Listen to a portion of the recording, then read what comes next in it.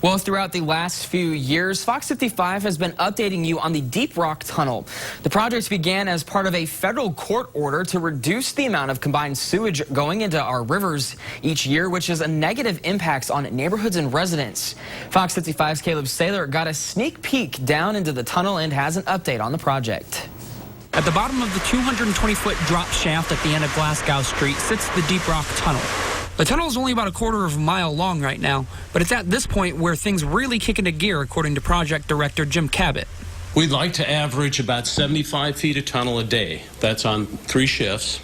That's an average. So in order to do that, we're going to have to hit some 100-foot days, 120-foot days, and so forth like that to counterbalance the days where we may have to shut down to do maintenance. That 75 feet per day will eventually add up to 5 miles, ending at Foster Park. But it's not a straight shot. The tunnel boring machine uses hydraulics to steer the grinding head.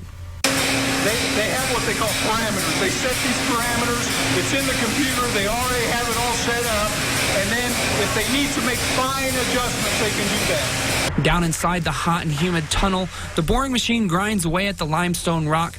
Concrete panels line the tunnel to keep it from collapsing. Fort Wayne's manager of engineering says the city will be saving some money from the project. One of the big savings we'll have is obviously we're down in limestone. We're generating a lot of limestone. We'll end up with over 75,000 truckloads of limestone as a product of this. It'll save the city close to $3 million in offset costs for not having to buy that rock on the open market. The city uses it as backfill and on-road construction projects.